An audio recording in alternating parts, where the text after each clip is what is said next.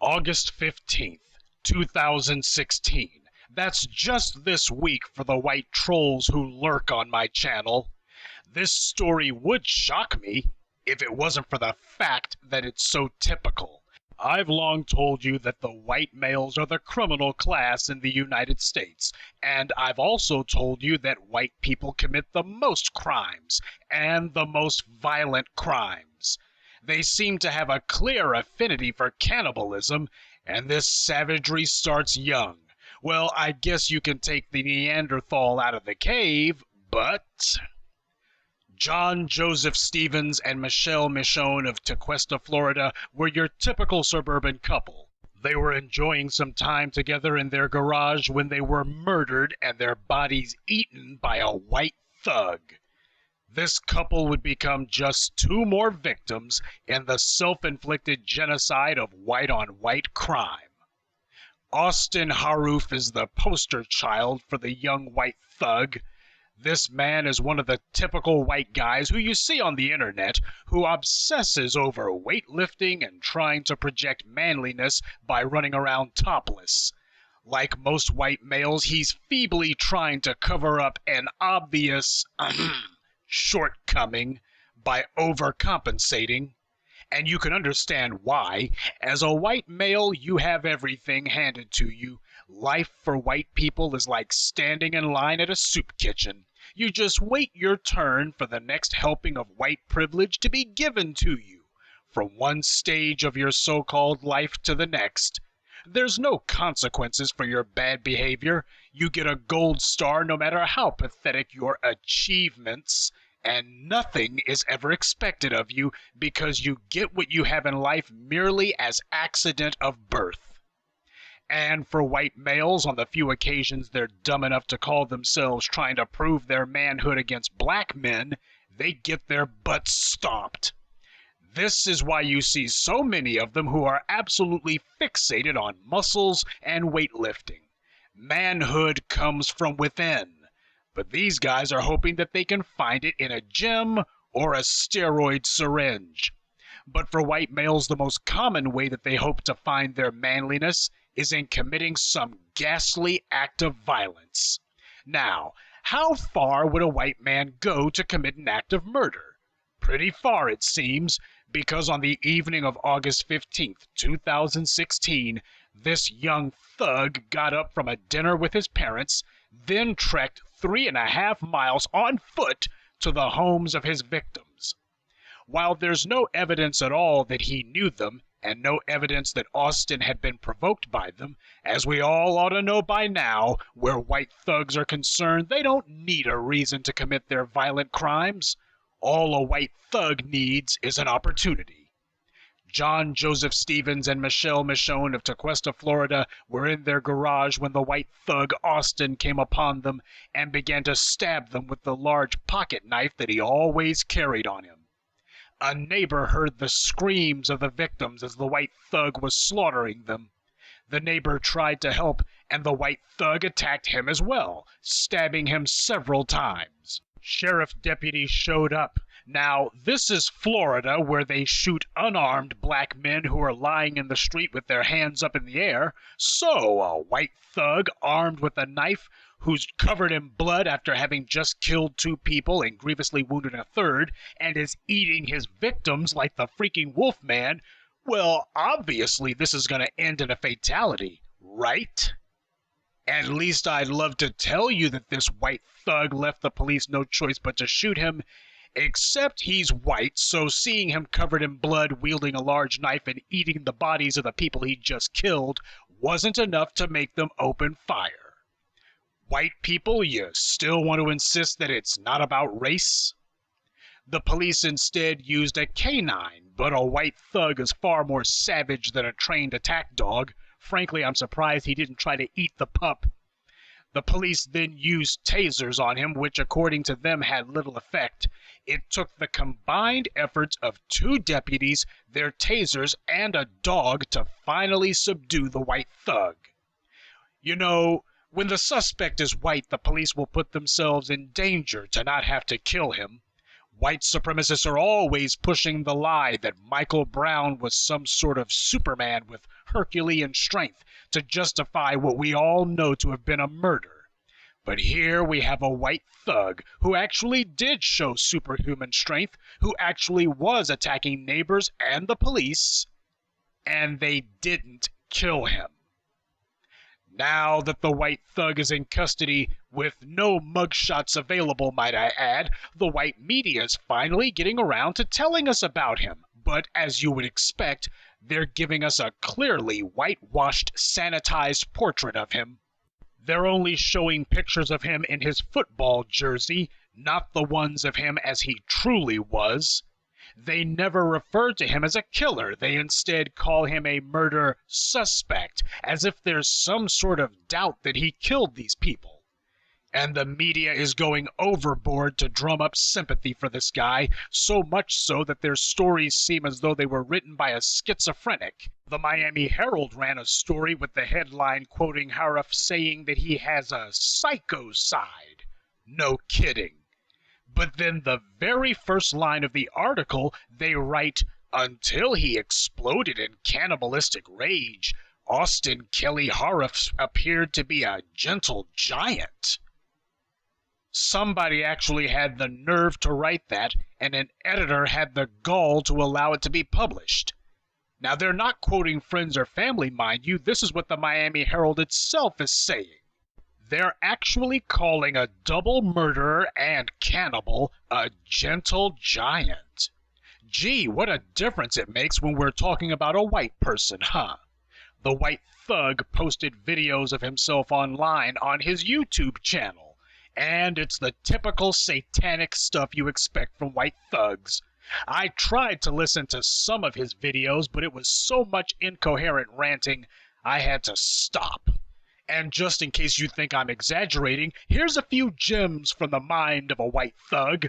Be warned, you will lose several brain cells just listening to this crap. Hello, ladies and gentlemen, this is Music Television, and we are presenting Austy Frosty. The band is called the Frost Fleet, and for the vocals, we've got Austy Frosty in this corner.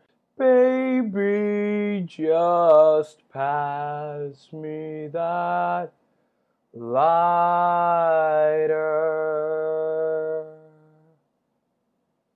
I said I'm high.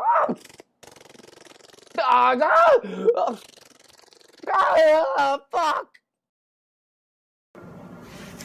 Hello, ladies and gentlemen. I'm about to perform Let It Be by Austy Frosty, the one and only, the legend, the myth, the king. Elvis Reborn, baby. Elvis Reborn.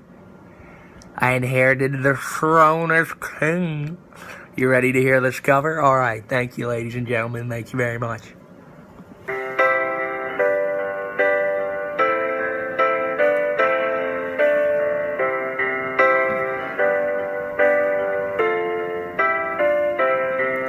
When I find myself in times of trouble, Mother Mary comes to me, speaking words of wisdom, let it be. Normally, this kind of online mind dump from a white thug would be a gold mine, but it's clear this guy had more issues than a little bit. But the white media seems cool with it. They're running headlines that call his videos eclectic. That's how they describe a man who they know to be a double murderer, as if he's just a wacky Hollywood actor and not a double murderer and a cannibal. This isn't eclectic. This is barking mad. There's attention-seeking, there's a cry for help, and then there's the white thug. To the white community, this is what qualifies as a well-adjusted young man. The interesting thing is that after Austin left the restaurant to go commit his rampage, his mother called 911. So she must have known that something was up with him, even though in the police report she claimed that he wasn't a danger to himself or anyone else. Which begs the question, why did she feel the need to call the police then? If this was just a man acting out in public, why not let him walk it off and cool off? Because these are white people and they're in denial about what they are like. This is because they have a white media who refuses to tell them the truth about themselves. They refuse to face it. Their so-called leaders refuse to punish them for it. So these things become inevitable. Now, according to Austin's mother, he had no mental problems. Well, that much is obvious now, ain't it? But even without his blatantly bizarre behavior, the problem with her giving him a clean bill of health is that white people are always claiming to be well-adjusted and normal. Usually he's just the quiet guy next door who rarely comes out. Well, when you've converted your home into a kill factory where you're busy torturing, killing, and eating people, you don't tend to get out much. I think the issue is that white people's violent and deranged behavior seems normal to them. And as far as they're concerned, it's everyone else, sane people, who are bizarre. So they truly are in no position to say what is sane or not. And when you look at how the white media is covering for this guy, you see that Mama Cannibal isn't the only one whose moral compass is broken. Preserving the myth of white morality is so important to them, they'll gladly lay the foundation for an acquittal for a white thug who killed 2 other white people. So when I tell you that this is a war to them, that's exactly what I mean. They will accept a few casualties as the price of maintaining white privilege. White males are not supposed to be touched by the law, even when they attack other white people. This is so tragic, but also unavoidable. This is just how white culture is, and it's time we stopped being politically correct in our pathetic efforts to spare white people's feelings. I don't care about your feelings. White people need to hear the truth, because they sure aren't hearing it from their white media, their white politicians, their white clergy, and damn sure not from themselves. The white community has a problem. And it's way past time they got their children and themselves under control and changed their behavior. Instead of always desperately looking for distractions by obsessing over gang shootings in Chicago, places they don't even live, they need to finally focus on their own communities. Because I have yet to see gangbangers on the south side of Chicago walk 3.5 miles on foot to kill a couple that they don't know and then eat them afterwards. Some may think me harsh for claiming this white thuggery is inherent, but I think I have a real case, because you won't be surprised to learn that Austin Harrouff's father, although a cosmetic dentist in Jupiter, Florida, has also committed some crimes himself as well. With white criminals, you can bet that no matter how far they go in life, they're always just one step away from wallowing in the gutter, or should I say in the cave. As the Tampa Bay Times reported, Wade Harrell has been disciplined 4 times by the state of Florida Board of Dentistry for misdiagnosing or mistreating patients, with consequences that have included fines and remedial courses. And he's also been arrested twice for DUIs. Well, that's no surprise. Since white people are 60% of the population, they are a disproportionate 84% of DUIs and over 80% of all alcohol-related crimes. But since white people are also the majority of police and prosecutors as well, they're never punished for this blatant scofflawing. It's time we stop being politically correct and just say what needs to be said. All cultures are not equal. This becomes excruciatingly clear when you look at white culture, because you never hear of a black person slaughtering a school full of children. You never hear of a black teenager recklessly plowing a pickup truck into a bunch of people like Affluenza Boy did. You never hear of a black man eating his neighbors like Jeffrey Dahmer. Never hear of a black teenager going cannibal on people. But with white people, we hear about this all the time. So stop it with the lie that we're all the same under the skin. As the statistics and daily news proves, white people commit crimes because it's their nature. In the black community, once we gain upward economic mobility, crime is practically unheard of. You never hear of a black dentist, black doctor, or black professional being in legal trouble, and you certainly don't hear about a black professional's children being in trouble with the law, and damn sure don't hear about black children eating their neighbors. The children of the deceased have spoken out, and astonishingly, they've focused on retribution instead of redemption. None of them is saying, forgive, forgive, forgive. The white media isn't asking them to say it either. Instead, the children of John Joseph Stevens are demanding that his killer be executed. Now, how are they supposed to heal and get on with their lives when they're holding on to this anger, nursing a grudge? This is what the media is encouraging them to do.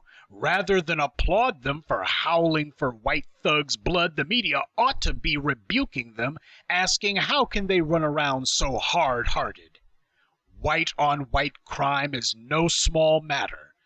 The crimes white males commit are more numerous in number and severity than anyone else's. Everyone involved in this, from the white parents to the white police to the white media, has been complicit in a conspiracy of silence. Their racial double standard has created the impression in white males' minds that it doesn't matter what they do because they're white. And to all intents and purposes, that's true. The white police are also engaged in rabid savagery, as are those in the white media. The Austin Harrouffs of this world's bestiality reflects theirs. So it's no surprise that they cover for them. Every time they refuse to call these animals the thugs that they are, that they call them gentle giants, give us the all-American kid line of crap, they are sending the clear message to these white thugs that if a white person commits a crime, no matter how ghastly, it's never wrong. That all they have to do is wait, and the white media, along with the white so-called legal authorities, will invent some sort of sanitization for their savagery and explain it all away. And the white public, by and large, will accept whatever pathetic explanation is given for why we can't punish yet the latest white criminal. The same soup kitchen of white privilege that gave them their station in life will also preserve it for them, all without them having to do anything. And as for the victims, well, they're dead now, so there's no sense in crying over spilt blood, right? And this is why it won't be long at all before I have to report to you about yet another victim, or more than likely group of victims, in the self-inflicted genocide of white-on-white crime.